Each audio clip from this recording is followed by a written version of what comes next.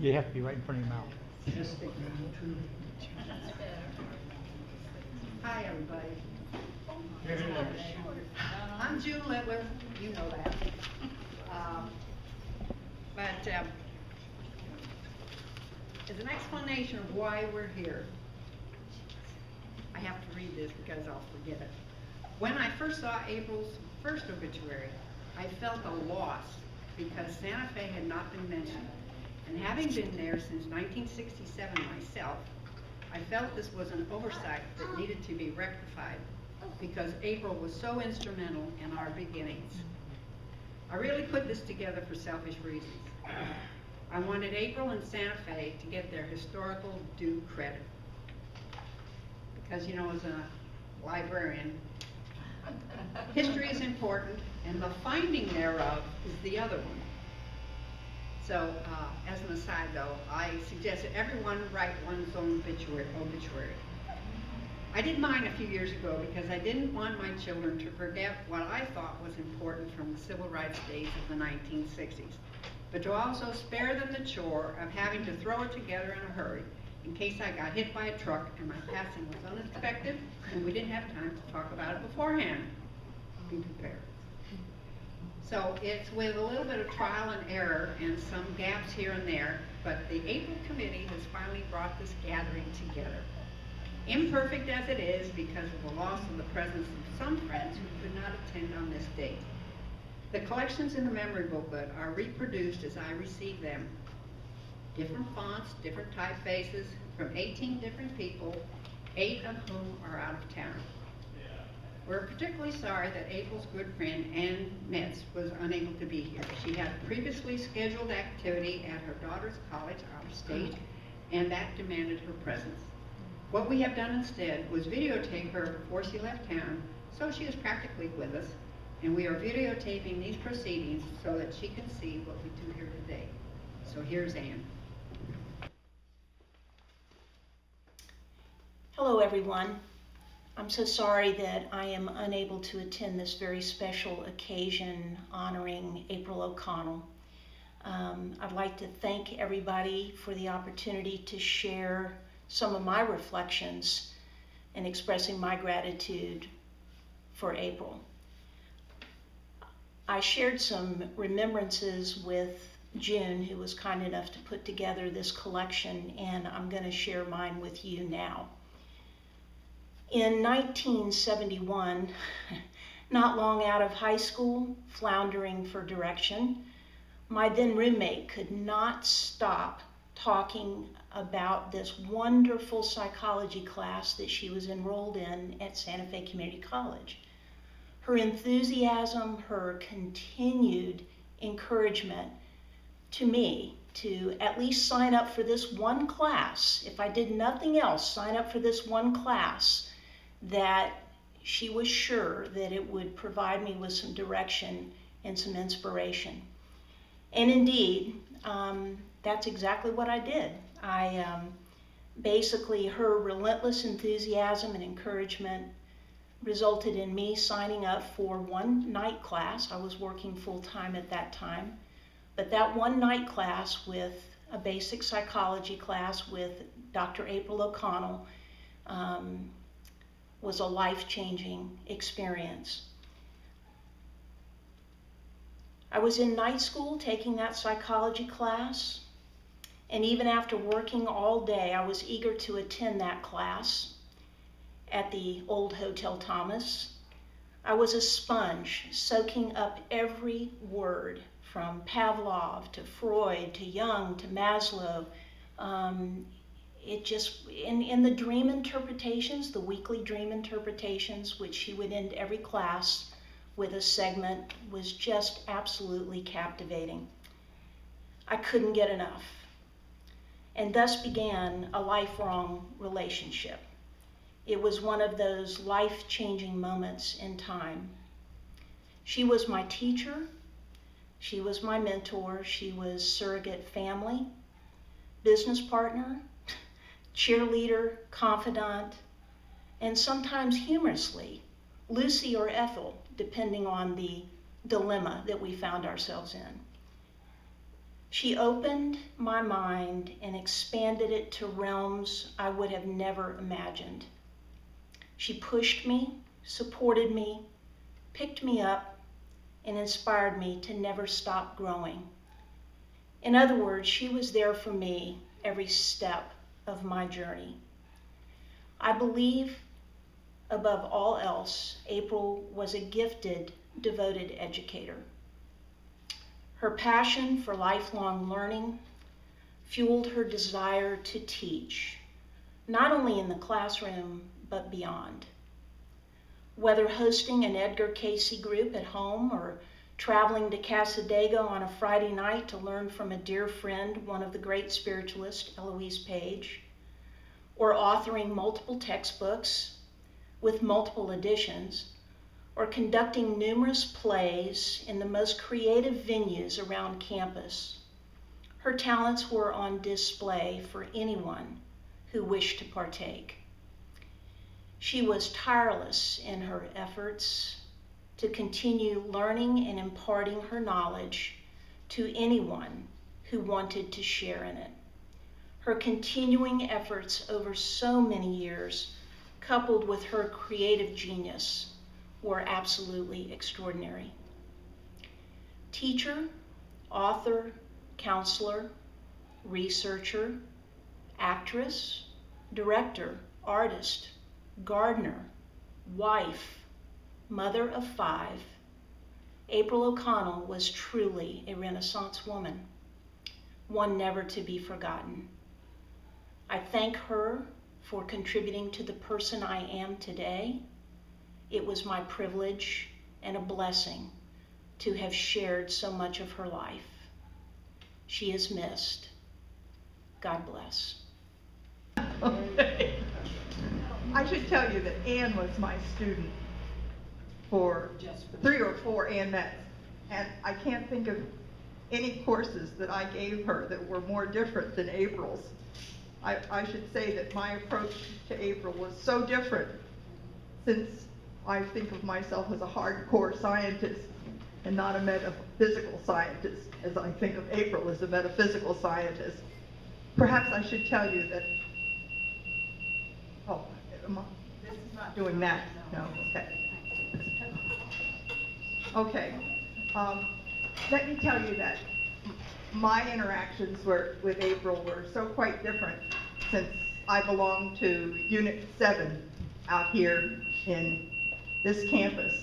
And let me tell you that I've known April, I knew April for as long as Santa Fe existed, not quite as long. Santa Fe started fall of '66, and I arrived on campus spring of '67. Can't be much further back than that.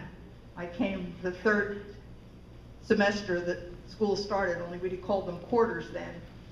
But I really got to know April when we moved out to this new campus in Building B in Unit 7. And let me just describe for those of you that didn't know it, but our office arrangements were what we called an open office, where we had separations, open separations, arranged in a spoke area, and 2 office desks were arranged in each spoke.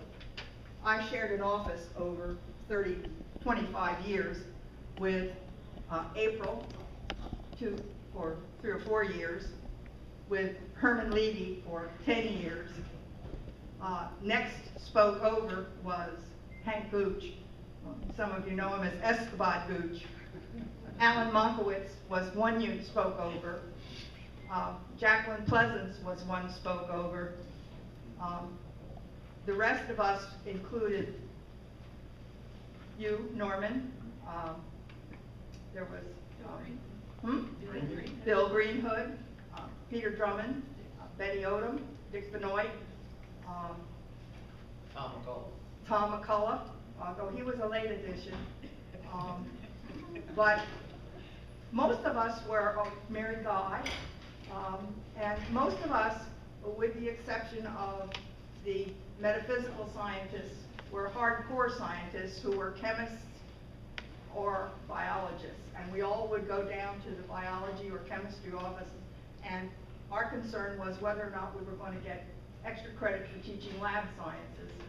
And they were more concerned about whether or not we were going to have a spiritual convention or not. And when I was in the Senate, I can remember clearly that Alan Robertson would draw me aside and he would say, "What's going on in your unusual unit?" This we would do before the Senate meeting, because he was really interested in wanting to know what Unit 7 was going to come up with. And I always thought to myself, here I am, a product of Ivy League schools, an innocent child dumped into Unit 7 and dumped into Santa Fe, and I don't know what humanistic psychology is, and I don't know what's going on. I just know about butterflies and moths and things like that, and I don't know what the hell's going on here. And I would come up, take my books and go to class, and I'd come back and they'd be fighting about heterosexual dreams and things like that, and I tell you, I had a real experience. And Bugsy was in a 40-day fast, and you could see through his hands when he held up the window. You could see his bones. And Norman was writing me, things, notes to put on my desk. We had a good time. We Norman, I never knew what was going on. But April was wonderful. You know, I enjoyed being in that unit, and they taught me a whole different form of life that I never even knew existed. And it was an interesting experience. And April would sit down, and I found her absolutely extraordinary in her depth of knowledge. She taught me more about plays and things like that. I mean, I knew about plays, but I didn't understand directions and interpretations. And I remember out here in the courtyard, she did a play, I think it was Romeo and Juliet, and a play in the round, a play in open. It was just remarkable in its just depth of feeling. I thought she was one of the most dynamic women that I had ever met. And one time she sat down to me and she said to me, "No, there are people who just seem to draw excitement towards them." And she said, "There are people who just draw tragedy to them." And she just had the most insightful interpretations of people. And we had some really interesting secretaries, I believe. You know? And one of them, I'm sorry, one of them was, this was during the time of the protests up in Atlanta, and the protests, the civil rights marches and things like that. And one of them went up to be a secretary. Correct me if I'm wrong, Norm. Didn't one of them go up to become a secretary to one of the civil rights leaders? I don't You don't remember that? I remember he had a beard. That's all I can remember. But he was most interested in going up and becoming a secretary. And one of them was a cousin to one of the pop band leaders. But we had really fascinating people who came to be secretary, and she made it her point to meet them and talk to them. She was just an amazing individual. I just learned so much from her that I didn't know anything about, and I thought I was pretty smart. Well, I am. but I just in a whole new world. I felt like I almost earned another degree just being around her. You know, I can't think of any one individual that I enjoyed talking to more and learned more from. And she always seemed to have time to sit down and talk to you. That's what interested me. Yeah, I just found her a person that in my insular way, and I thought I was pretty well educated, but I had never run across anybody in my field, because I've been so engrossed in science and research that she broadened my education an immense amount, and I was always happy for that. Yeah, that's all I have to say. Amazing. I think one of the things that made her the teacher was that a conversation you'd have with her became an inquiry. Yeah. You know, it wasn't just her telling you and then you telling her and then back and forth like that. She would say, "Now what do you think of this?" You know, and then we'd say, well, I don't know, maybe it's blah, blah, blah, and you go, well, pretty soon you were deep into something.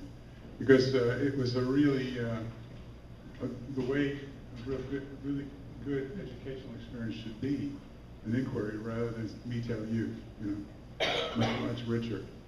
The first time I ever met her was on the first day I came to Santa Fe. The first day I came to, who's that? First day I came to Santa Fe, and Ernie St. Jacques brought me around. I'd been hired, I guess. And he brought me around, and we were upstairs in that old Bufos building, which is now a parking lot. And April was standing in the doorway of a class.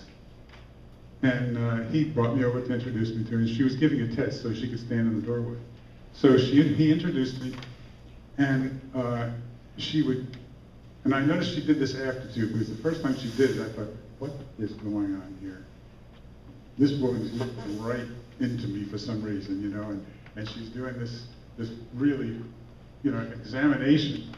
And I told her later, it made me really uncomfortable. I didn't like it, you know. And other people said the same thing too. So a lot of people said they were afraid of her. Oh, yeah. Yeah, they actually said they were afraid of her. But what it was that I think, I just realized this in the last couple of days thinking about this, was that that was part of her being interested in acting. I think actors must observe people all the time and say, oh, I could use that.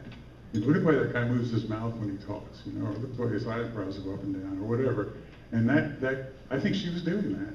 Whether she did it all that consciously anymore, I don't know. But she told me that one time that people just don't know how to use their voices. They just don't use their voices. And I said, what does that mean? She says, they all just talk in a monotone. And then I began to pay attention to her, and she just definitely did not do that. And the thing I mentioned in here was that she would do an imitation of Marilyn Monroe, which is really hilarious. You know, his little breathy, she said, "Oh, Mr. President," you know, and it was so funny. And it was right on. You know, it wasn't all that satirical. It was like a good imitation. You know, but and teaching with her was a dream, because there was a big interdisciplinary studies class that George was in. Remember, George? We did that first interdisciplinary class. But then April and I did one where she taught psychology, beginning psychology, and I taught humanities or art appreciation, one or the other. I don't know what. And we met to plan this class, and we planned a whole term's work in less than an hour, including all the things that we were going to do, you know, what books we were going to use, what we were going to talk about, what pictures I would show, what people she would talk about. For instance, she said, what do you know about archetypes? And I said, well, I know a little bit.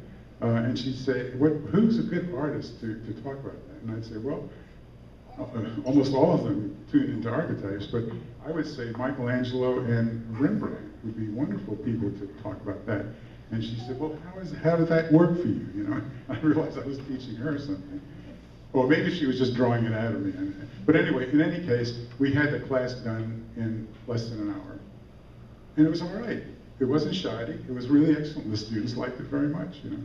And the larger one that George and I taught together the term before was a real success. We had 5 or 6 teachers and 80 students. And we taught that, and I meet students today, that's 40 years ago, who say that was the best class they ever had. But the school decided it wasn't labor intensive, so they didn't do it again anymore. I'm in the belly of the beast complaining about it, but it was just, it was a shame that they just let that go. Yeah, Because it was very good. And Barbara Overlander, and I forget who else, but the 3 of us, that was one of the best courses I ever taught. I learned more, I think. Yeah, me too. Yeah, I did too. Yeah, it was great. Yeah. You and I taught a class in the color one time. You talked about the rods and the cones of the retina, and I talked about color harmonies and the paintings. So it worked. Yeah. They were great interdisciplinary courses. They really Yes. were. Yeah. Who's next? Who's next? Okay, who's next? I see some Santa Fe people over here.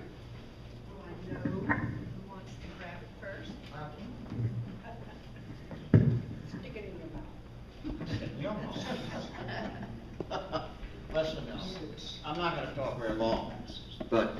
have a sore throat. So you're lucky. My interest in April goes beyond a lot of things that were said here. She was very much interested in dream analysis, and her class was always a little bit focused on that as one of the units. And she saw auras, and I've never seen anything like that before. But the funniest thing that happened was shortly after Benny died. I saw her in the hall, and I said, April, I really feel bad about Benny, his passing. And she said, oh, he's okay. She said, I talked to him last night. And I said, well, if you see him again, you tell him I said hello. She was very fascinating, and she was a dedicated teacher with a powerful work ethic. She worked hard at her classes, and I always appreciated that. Thank you. Give it to Bob. Well, I guess I'm one who could talk about April from the beginning. I can remember in the spring of 1966, there were about 4 of us in the college. We were the college.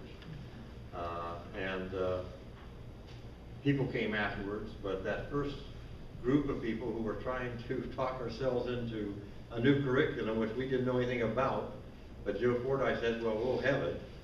And April was a moderate voice in that group. I can remember the battles that took place over the more traditional people who wanted to have, well, you got to have a book, you know. And April said, well, we don't need any book. The material's there. The students said that. I mean, just them being there. But we would work at night. We had, you know, it scared me when I first came in here because I saw this round group of people. And I spent so many, that first couple of years, it seemed like all I did was sit in groups of people in a round kind of fashion, talking about things that for my first 30 years really didn't know much about, but I learned a lot when I listened to what was going on. But April was really an outstanding person in terms of her energy.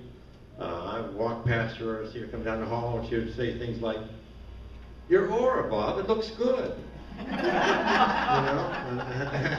And I said, well, gee, thanks, April.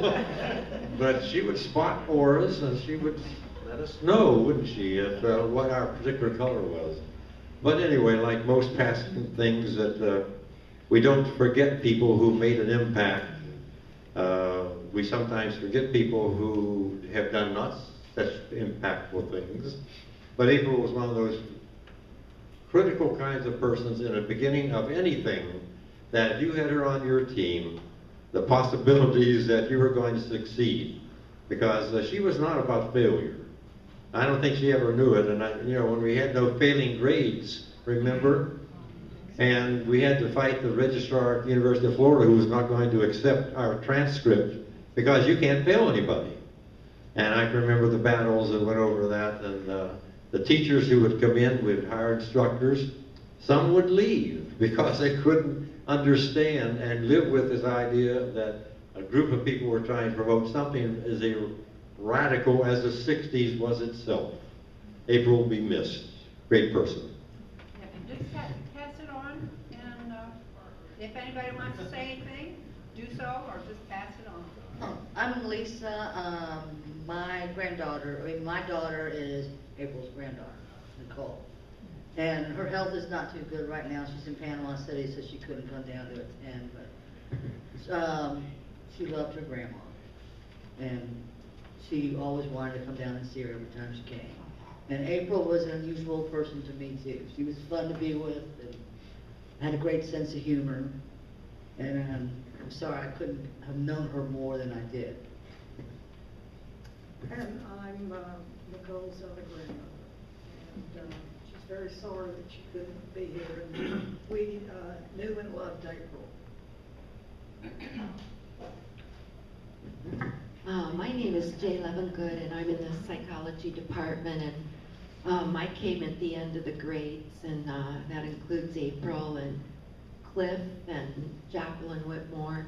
But I want to say about those two women, I'm also of the discipline. I was trained as a humanistic psychologist, and we're becoming a minority now. And I was a clinician, I was not an academic, and I always felt I was going to get found out here, that I really didn't belong and I wasn't competent. And I just am so grateful to have had April for a mentor and Jacqueline that allows an alternative voice and a minority opinion to give me strength to pass the talking stick in my class still to this day. So I stand on their shoulders of some pretty special women, and I'm so grateful that I had the opportunity to work with such dedicated teachers at the heart and soul.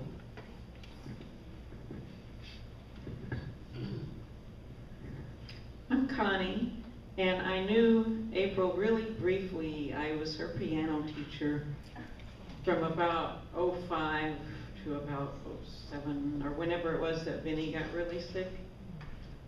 And I felt immediately that we were already good friends, and we talked about dreams, and she analyzed some of mine, and she even painted a picture for me. I wish I had brought it. You see some over there. I'm Judy Block. Can you hear me? I can't hear me because I have bad hearing. But I just want to say, I worked with April for many, many years, and it was the kind of relationship where I always learned something new and different about her and from her, because she was never always quite exactly the same to me, and I wondered whether she stayed up at night trying to see if she could be different enough tomorrow to throw me off my guard. But in any case, I always learned from her, and I know, having been her chairman for many years, that the students adored her. Sometimes they would come in quite concerned because they didn't understand in the beginning why her office was dark and the candles were on in there, or why she would stop them momentarily to check their auras. But if they would make it through that part where they really understood that they could trust her, they learned to love her and they learned from her. And I will always remember her in all of her selves that I came to know over the many, many years I worked with her. I'm Martha Morton, and I didn't intend to speak, but I can't let this April story go. She called one day and very upset and wanted to move out of Unit 7. I want to move. I want to go somewhere else. And I said, well, Unit 7 doesn't have walls. April, all the other units have walls. If I move you, you're going to be in a cramped office, which I knew she wouldn't like, and you can't teach in B227, which would only seat 30 people. And at the time, we were upping the seats for all the psychology classes to 40 and 45, and she knew if she stayed in B227, she wouldn't get but 30 students. So she wanted me to figure it out for her, and I just didn't know what to do. And then I got a call from Wayne Floyd, who said April O'Connell's moved her desk into the hall outside of Unit 7. And it was just out there in the open area where students sit. So we had an electrician go hook her up some wires so she could have her lamp. And she stayed out there for about a week, I guess. But all of her papers she would lock back in her office with the no walls. And she made her point, and she got to stay in her room. And that was by the way, I also took a class with her as a co-student. Kathy Hitchcock and I did. We took Spanish from Manuel Cotto. And he was always getting on to her. April, you have to stop talking. You can't talk during class. This is my class. And but afterwards, she would come by our office and just talk to us in Spanish. We didn't know, I mean, we'd all forgotten what we'd learned. And we would talk back to her in whatever language we thought we were saying and act like we were communicating. For the longest time, none of us knew what we were saying. But I will miss her, and there is one more thing. She was at Clare Bridge at the end, and my mother-in-law was there. And my husband and I were both very concerned because it was a dementia unit. And, you know, we'd never had to deal with that before. And April came to me not remembering who I was at that point and told me she would take care of Ruth. I'll take care of her. She can eat at my table. And I thought that April knew who I was. And so I started talking to her, and she looked at me and she said, Martha. That was my Spanish name. Oh. She did remember that, but she had lost some of her later memories. But that was a good closing for me. I'm Ann Liska, and I think what Doug Johnson put in the book about April really sums it up for me. Santa Fe was a weird and wonderful place, and still is a wonderful place, but those were very special years in the late 60s, early 70s, and I do think that April's input into that whole process of forming Santa Fe was big time in what Santa Fe was and is. I think that's right. I really think it's right. I was sitting here thinking of the VE, the 100 groups. That was a unique thing that we did, those 100 classes. And I can remember April, that you came in. It's a shame that you missed those early 100 classes. How hard we worked on those 100 classes and how unique they were. I can remember that I had a student and April had a student. It was a brother and a sister who came from an extremely religious family who were so horrified by what I was teaching. I was teaching evolution and she was teaching psychology. And the father came storming in to see Dr. Fordyce. Maybe you remember Bob Myers. I remember he stormed up Old Buchholz Hall with a cigar stuck in his mouth. And did you remember that scene? And his two children were just horrified that we were teaching the courses. And April said to me, it's all going to be okay now.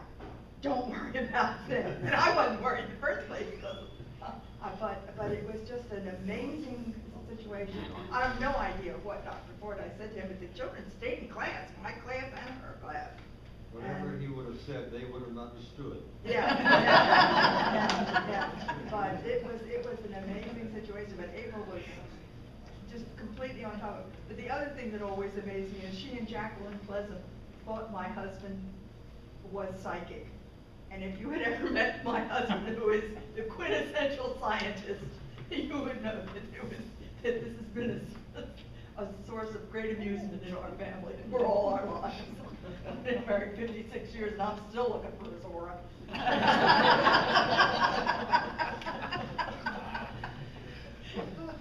The thing that I remember most about April was how I felt after I talked to her. Persons that you encounter leave something with you, or perhaps they don't. And she always left something with me in the sense that, I mean this positively. I felt afterwards, not that I agreed with everything that we exchanged, but I personally felt more creative. I would be able to dig down in myself and come up with things that I was satisfied with. And on the BE 100, that was an exciting course, and I will still have, when I go to the fitness center routinely, persons that walk up to me and I don't remember them at all, and they will refer to classes, and that's the thing that they comment on.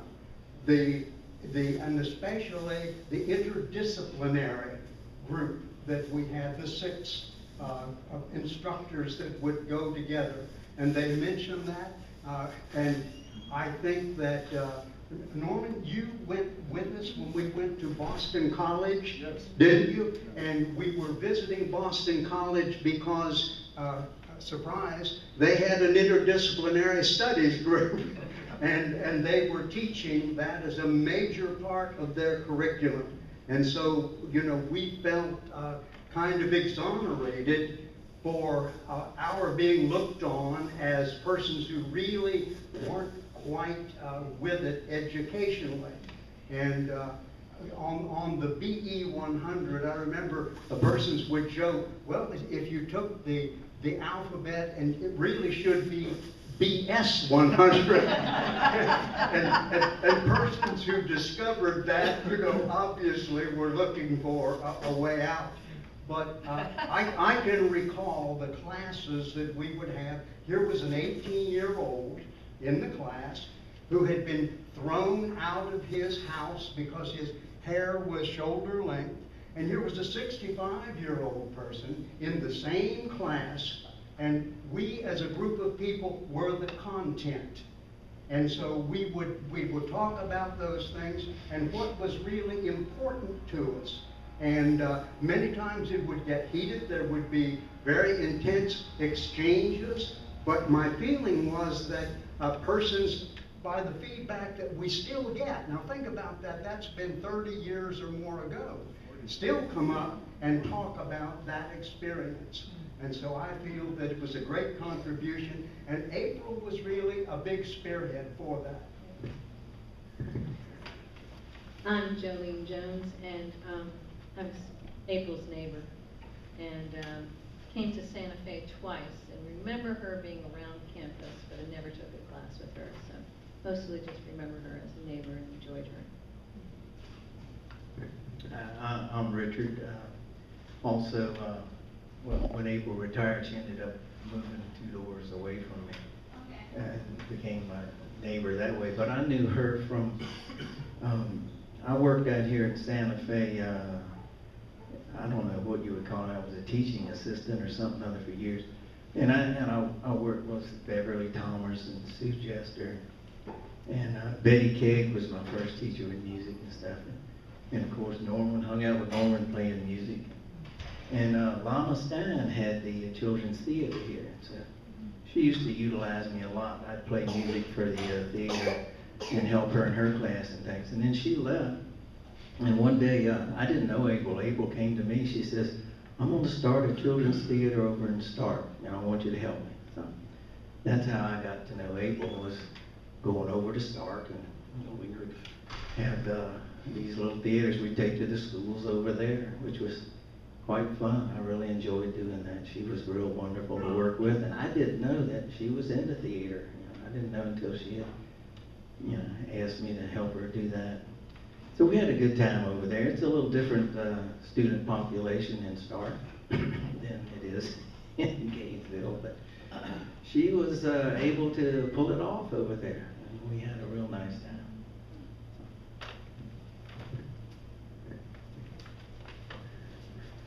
Hi, Doug Johnson here. It was a fun time.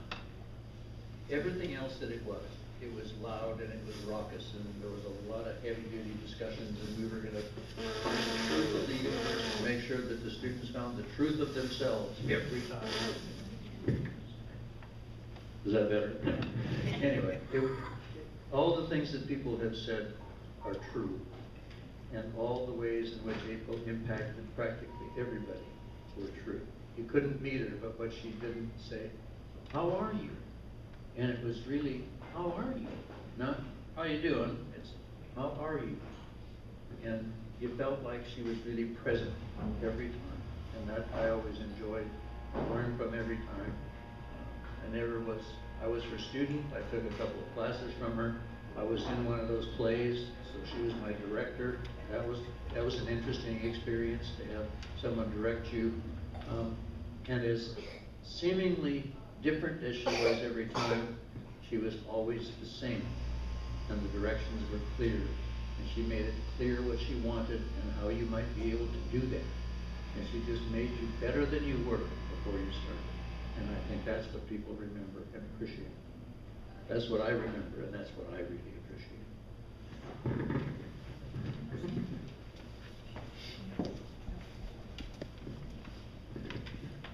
Most of the memories I have of April came from these two guys, all the stories they would tell about April. But one quick one that I was aware of, April, as you know, had several projects going on at one time, and could easily, at least I could, and I think she might occasionally become discombobulated.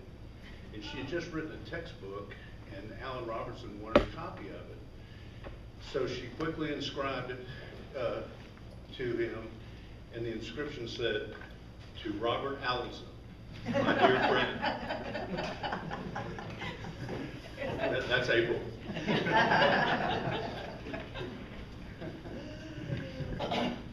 And now? Oh, may I just say one quick comment, that yesterday I spoke with Marsha Weir, and she just said to tell all of you that she would have been here in a heartbeat if she could have, but she's undergoing chemotherapy now and unable to travel. But she did say that she would be with us in spirit and in thought, and that she was deeply touched by April and would have given anything to be here, but she was simply unable. Thanks for that, Judy, because I had another sentence here. Among others who sent their regrets for having to be elsewhere were Marsha Weir, Pat Grunder, Steve Lodell, Jim Birdsall, and Barbara Oberlin. And now we have the family. Mrs. Sheffield. No, Krista. I don't want to be last. So my name is Krista. I'm April's, well, one of her grandchildren, and this is one of her great-grandchildren, actually. I just wanted to say thank you to Santa Fe and June and the whole April team for putting this on. It's amazing, and I was blown away when my mom told me about it, so it's really special. And I remember her telling me that she was one of the founding professors here, and I didn't believe her. So I'm like, oh wow, it's really true. So that means a lot of the other outrageous stories she told me were also true, which is interesting. But you know, I called her grandmother one time, and she said, nope, you have enough grandmothers, because I have a blended family and I have 3 other grandmothers, and so I actually call her FG, which stands for Fairy Godmother, and it was really special to me because, you know, it was just different, just how she is. And so, you know, for the first time, you know, having that, she said if I ever needed anything, all I had to do was, you know, ask. That's what Fairy Godmothers are for, and of course I never really had to, because she was always there for me. As far as her teaching, I know she loved it, and I was lucky enough to be her granddaughter, and you know, anything that I was interested in that she had experience in, she was there right away. She taught me how to paint with watercolors. You know, we started out with the pencils. You know, all the steps for that. I wasn't very good at it, so I didn't continue it. But I did also do some acting, and she made me embarrass myself in front of her a million times and act like a cat and do this and that I didn't want to do. But it was, you know, neat to hear those stories and for her to share all of that with me. And then, of course, you know, at the end, she had to slow down. She didn't have a choice. And that's really when I got the opportunity to know her the most, because I got to spend so much time with her every day, and it was just really special. She's just such a cool lady, and I feel so lucky that I got to experience all that time with her at the end. You know, there was a brief period of time I would drive her to Ocala when she was teaching out there for a night class. And it was just, she didn't have good night vision or whatever it was, so I got to drive her, and it was great. We would stop at IHOP, and we would talk and eat. And when you're younger, you don't realize the memories that you're creating until later, and you don't appreciate all the things that you're learning. And so it was just great that, you know, I was older and I got to realize it and appreciate it in those last few years which was way longer than we thought we were going to have. So it was really awesome. And she got to meet Landon, when she was super excited about it. Yeah, so he calls her Gigi. Great godmother. Yeah. And I don't know, it was just nice to hear all those stories, and I think she took the time to make sure she had a special relationship with everyone, which goes back to my fairy godmother story. Nicole, one of her other granddaughters, doesn't call her grandmother either. Do you know what she calls her? It's yeah, it was something different. She just had to be different. And yeah, have something special, like a special relationship with each of us, and it was just really nice. So that's it. This was a little harder than I thought it was going to be. And I'm not talking about my family. So, I was adopted. I can't stand it all. 2 of them. So I was adopted at 6 and a half, and that's when my education began. The first thing I remember, I'm not going to do this. Sorry.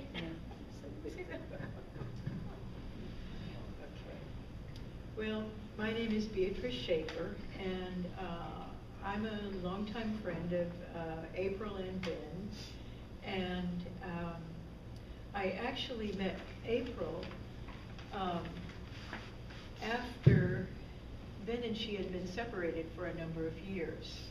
And they still remain close. In fact, the whole time I knew Vin first, and he always called April his wife, even though she had been in 2 additional, I'm sorry.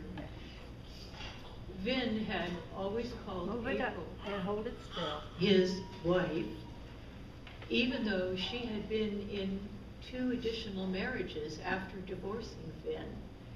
And I was amazed. And after Vin had an accident and broke his hip, and she encouraged him to move back into the house so she could take care of him more easily.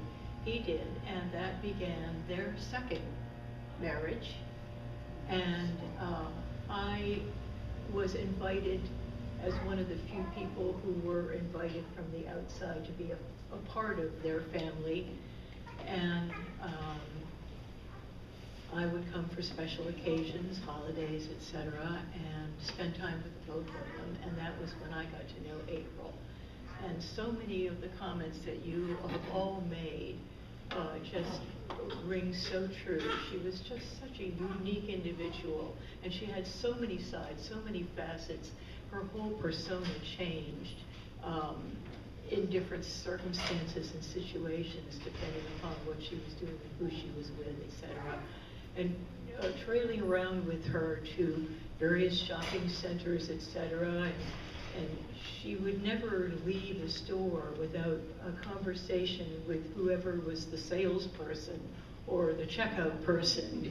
And she would, in 2 minutes, she would get on a personal basis with everyone, you know, and have a unique relationship with every human being that she seemed to come into contact with. And I felt very blessed in having my own unique relationship with her, which was very fulfilling to me. I also started working in '66 in Connecticut as a school teacher, and I was teaching upper elementary, and I went on to eventually moving to Florida and teaching here in Hernando County, and continued to teach for about 42 years.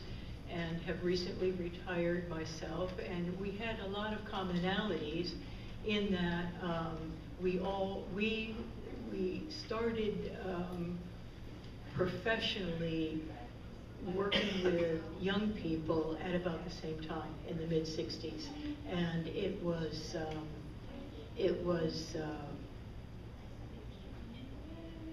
such an unusual time and such an exciting time. And when those of us who were a part of all that was going on there, so much experimentation and so much openness to all the possibilities and many different kinds of ways to approach things. And I you know, listening to you speak about the various combinations that you guys were coming up with at Santa Fe, and we were, of course, doing the same thing in the public schools, too. The first school that I taught in was without classroom walls, and so it was a lovely time. And when I came to Florida, after 7 years in Connecticut, I had a chance to do the whole thing over again, because Florida was a little bit behind Connecticut, and so I had a chance to do it twice, all this wonderful experimentation. And it was delightful. It was, and April was a big part of the synthesis, I guess, for me, of all those experiences that we both had been through and shared and continue to bring with us up to the end of our careers, etc. And for April to the end of her life, really. So I felt very blessed. You want to wrap it up, Shempi? I'll try. Sorry. You think you're over something. Hold your hand down a little bit farther. Down enough. And closer to Behave. your mouth. Okay, There let's you behave. are. All right. Anyway, I learned a lot from my mom outside of school, obviously. And what, aside from just knowing her and all the things she did teach me, she learned me. It's really still, to this day, I just found out recently, I mean, anywhere I go in Gainesville, I find students of hers. It's everywhere. Well, it turns out, recently, I just found out that a gentleman who was my pool captain in a pool league, he was one of her students back in the 60s, still has her book. And it's like, but I got the advantage of the 24/7 education. Sometimes two psychologists as parents, not really recommended, but somehow I survived it, and I learned so much. And it is a joy to see that other people loved and appreciated her. And she was even though she really kind of wanted to be an actress originally instead of a psychologist, that really was her plan. She changed her mind. And the funny thing is, for both of them, she really was always kind of really a non-ego person. She didn't need accolades. She didn't want accolades. She just wanted to do what she did, and because it was what she wanted to do, and she did it well, and she enjoyed it. And so that just really carried forward, even to the end. I mean, even as in Clare Bridge, I mean, she and I would chit-chat about some of the other residents and issues they might have, and she wanted to help out, even though she clearly was not as capable as she would have been before, and just pretty remarkable. And she loved everybody. She loved our family. So I made it. Thank you. Take that away. Well, we are so glad everybody managed to be here today and have this chance to share. You need to wet your whistle before you hit the road, so the lemonade and cookies are outside. So thank you guys. Thank you.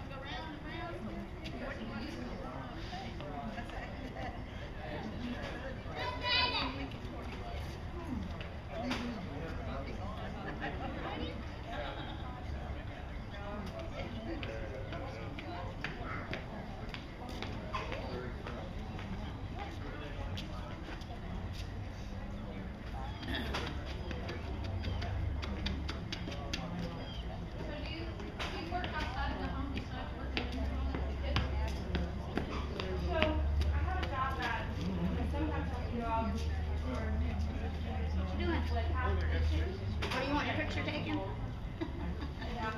Say, hey, how you doing? I did it! You know you got chocolate chips all over your feet. They were daycare. For the beginning though, I worked from home with babies for a while. So he just started daycare. And yeah. No, I couldn't do it. I couldn't do it with them around. Just Doug.